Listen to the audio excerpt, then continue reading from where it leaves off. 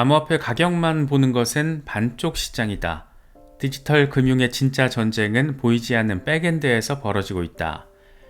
눈앞에 보이는 암호화폐 가격 등락만으로는 이 시장의 절반밖에 보지 못한다. 이런 의미일 건데 요즘 자주 접할 수 있는 그런 내용들입니다.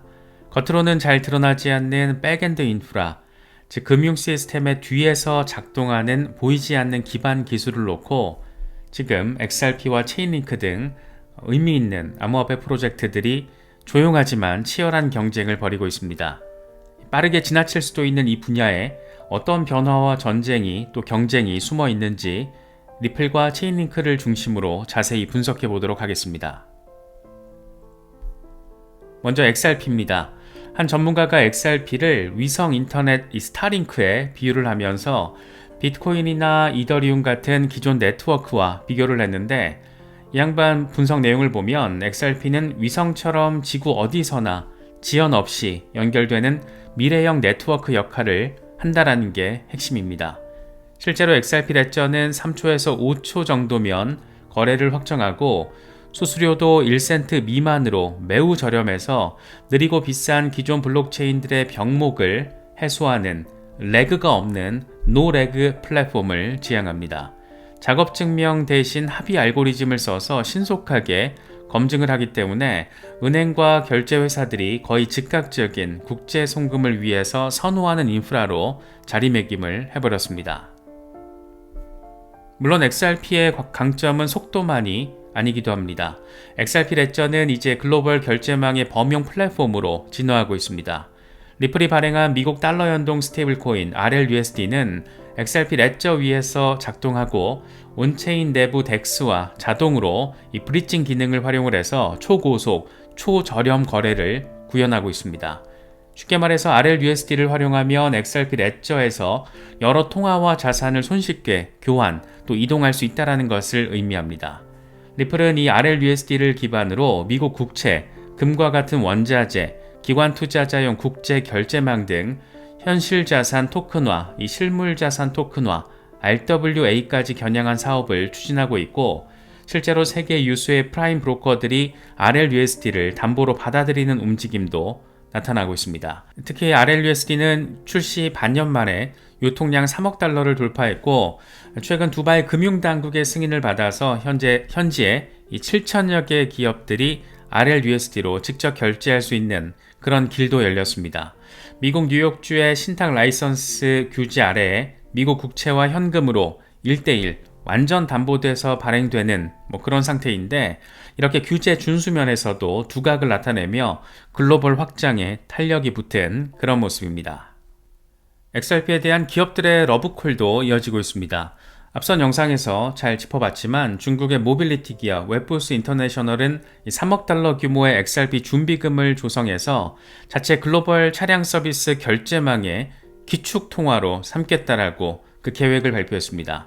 이 회사는 XRP 준비금을 통해서 승객 운임 결제와 기사들에 대한 정산을 즉시 처리하고 해외여행을 할 때 복잡한 환전 없이 원활한 결제가 가능하도록 만들겠다라고 강조했습니다.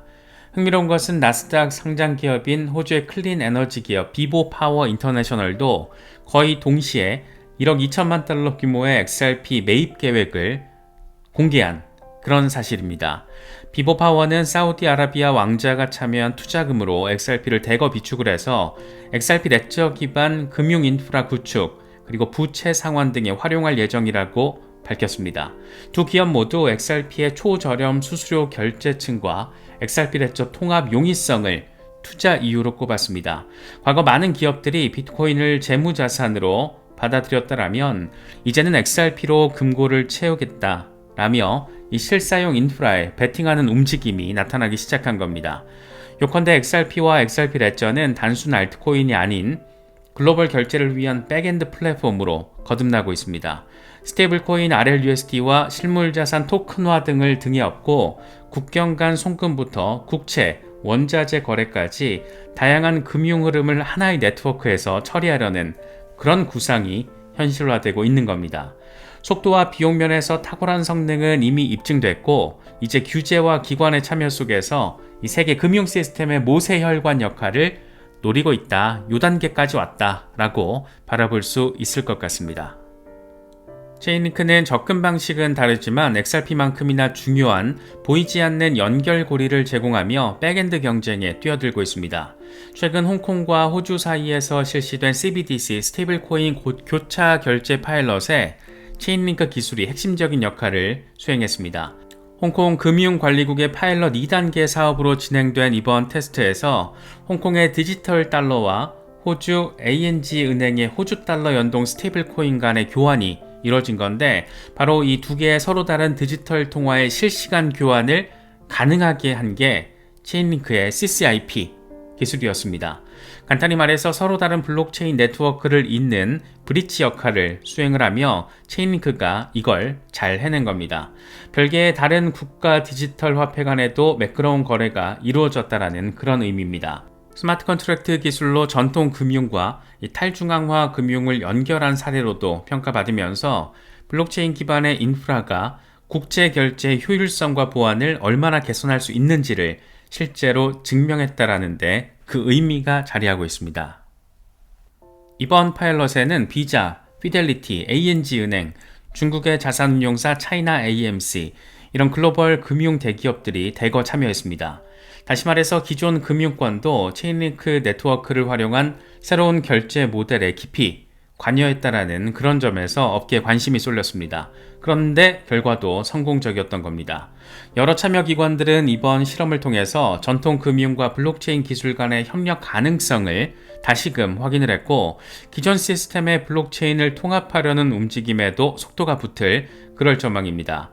실제로 최근 JP모건은 체인링크 기술을 이용을 해서 사설 네트워크와 퍼블릭 블록체인을 연결했고, 그렇게 온도 파이낸스 플랫폼에서 토큰화한 미국 국채를 거래하는 첫 테스트를 마치기도 했습니다. 세계적인 투자은행이 체인링크를 매개로 전통 자산을 퍼블릭 체인에서 운용해 본 건데, 이건 블록체인이 전통 금융을 재편하는 깊은 흐름의 일부로도 평가되고 있습니다. 체인링크의 글로벌 존재감은 이게 다가 아닙니다. 국제 금융통신망 스위프트가 2023년 실시한 대규모 블록체인 실험에서도 체인링크 CCIP가 핵심 연결고리로 활용됐습니다. 스위프트와 체인링크는 12개 이상의 주요 은행들과 함께 기존 레거시 금융 시스템을 퍼블릭 이더리움, 아발란체 이런 체인과 연동하는 테스트를 진행을 했는데, 이때 스위프트의 메시징망과 체인링크 CCIP가 결합돼서 서로 다른 망들 간 토큰화 자산 이동을 조율했습니다. 그 결과 스위프트 측은 토큰화된 가치 전송의 상호 운용성을 성공적으로 입증했다라고 발표했고, 전 세계 수십 개 중앙은행들과 상업은행들이 참여한 후속 CBDC 실험들에서도 인터옵 기술 표준으로 주목받고 있습니다. 다시 말해서 체인링크는 블록체인들 사이, 나아가서 블록체인과 기존 금융망 사이를 잇는 범용 브릿지로서 그 존재감을 높여가고 있는 겁니다. 요약하면 XRP가 하나의 글로벌 원장을 중심으로 각국 자금 흐름을 흡수하려고 한다면, 체인링크는 여러 네트워크를 연결하는 허브로서 디지털 금융 인프라의 역할을 해내고 있습니다. 홍콩 정부도 체인링크 CCIP를 통해서 프라이빗 블록체인과 이 퍼블릭 블록체인을 연계해서 여러 종류의 디지털 자산을 결제 또 정산하는 방안을 연구 중이라고 밝혔습니다. 다시 말해 체인링크는 특정 체인에 국한되지 않고 중앙은행 디지털 화폐든 스테이블 코인이든 어떤 플랫폼에서든 상호 교환할 수 있게 하는 중립적인 인프라로 나아가고 있고, 이걸 제대로 목표로 삼고 있는 그런 모습입니다.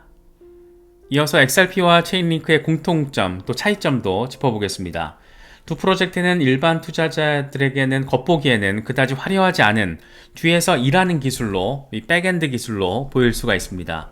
하지만 그 보이지 않는 곳에서 가치 창출이 이루어진다라는 공통적인 비전을 가지고 있는데, 먼저 공통점, 디지털 금융의 인프라 역할입니다.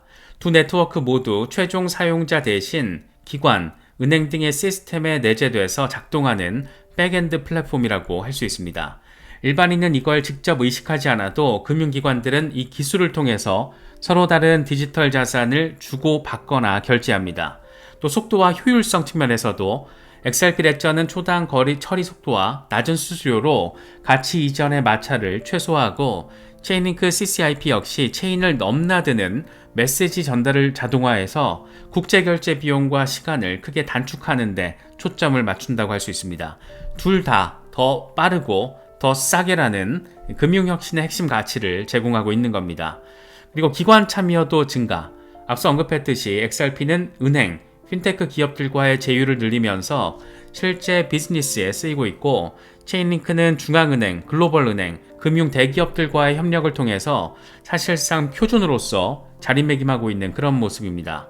두 프로젝트 모두 기존 금융권이 디지털 자산 기술을 받아들이는 교두보 역할을 하고 있다는 공통점이 자리하고 있습니다. 이어서 차이점을 보면 먼저 접근 방식이 완전 다릅니다. XRP 레저는 단일 글로벌 원장을 강화하는 전략입니다. 모든 종류의 화폐와 자산을 XRP 레저 위에 올려두고 XRP를 매개로 가치 교환을 빠르게 하도록 설계가 됐습니다. 반면 체인링크는 이종 시스템을 연결하는 네트워크 간 프로토콜에 가깝습니다. 자체 원장의 가치를 저장하기보다는 각 블록체인이나 은행망이 서로 대화할 수 있도록 중개하는 데 초점을 두고 있습니다.